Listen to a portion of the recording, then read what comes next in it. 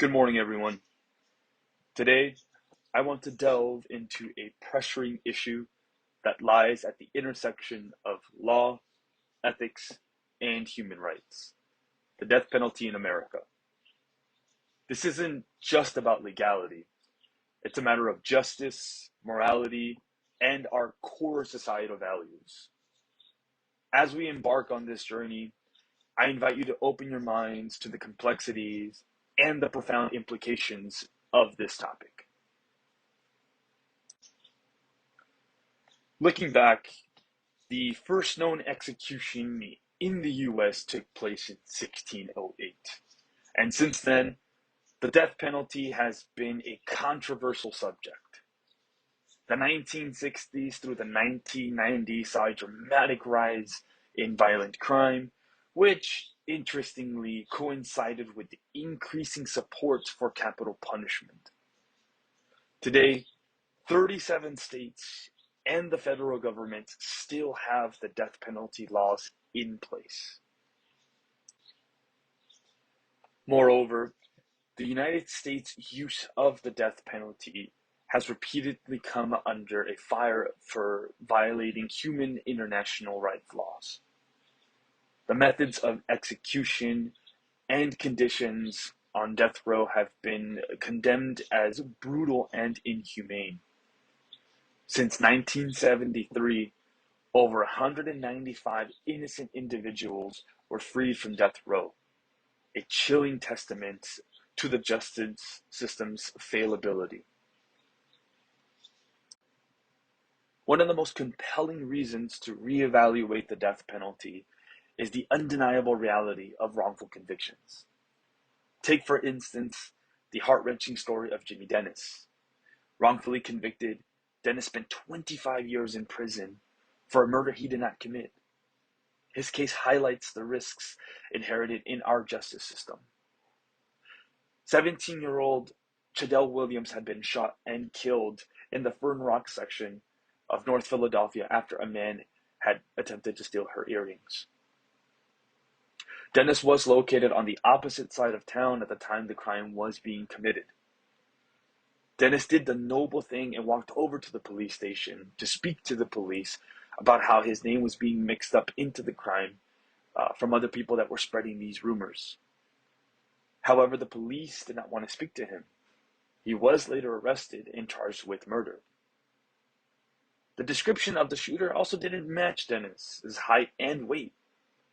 Dennis being 5'4" and weighed roughly around 120 pounds, the shooter was the opposite of that and described to be 5'10". Dennis spent most of his life writing up to 50 letters a day to activists and organizations to help work his case. Dennis also had witnesses to confirm that he was nowhere near the scene of the crime. But because the courts did not want to look into the evidence, Dennis had to watch his two daughters grow up without him and lose his father during the 25 years he was incarcerated. All criminal cases, including those involved in the death penalty, will inevitably involve instances of incorrect eyewitnesses identification, false confessions, and well-intentioned police and prosecutors who are more interested in pursuing the case's victory than the truth. His story is not an isolated incident, but a systemic issue with our justice system. Racial disparities in the application of the death penalty are alarming. These communities face cycles of trauma and violence exacerbated by such miscarriages of justice. For example, Sabrina Butler Smith, a wrongfully convicted teenager, represents the disproportionate impact on Black and brown communities. Sabrina's baby passed away the following day after doctors tried for 30 minutes to revive the newborn. Due to the bruises left by her resuscitation attempts, Sabrina was detained for child abuse on the same day that her son had passed away. Miss Butler Smith was a teenager at the time and was in complete shock.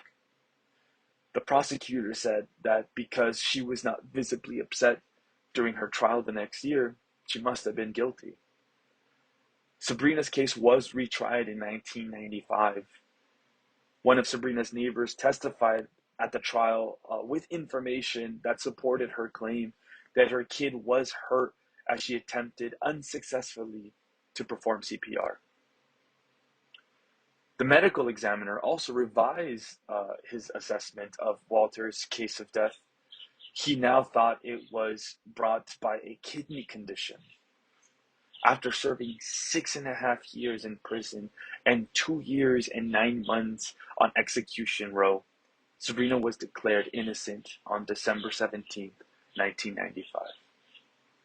Again, these communities face cycles of trauma and violence exacerbated by such miscarriages of justice.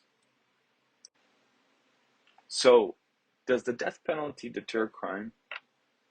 Research and expert opinions like those of Dr. Jonathan Groner say no. Most crimes are acts of passion, committed without a logical weighing of consequences. The social economic context, more than the fear of punishment, influences crime rates. This revelation calls us to question the effectiveness of the death penalty as a deterrent.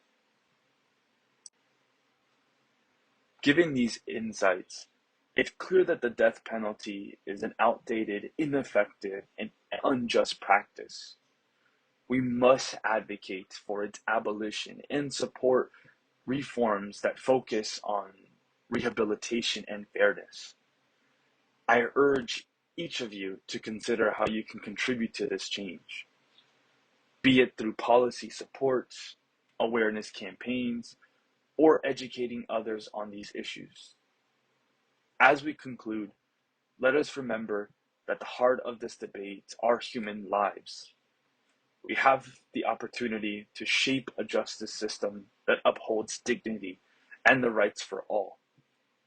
Thank you for your time and attention, and for joining me in envisioning a future where justice and humanity prevail.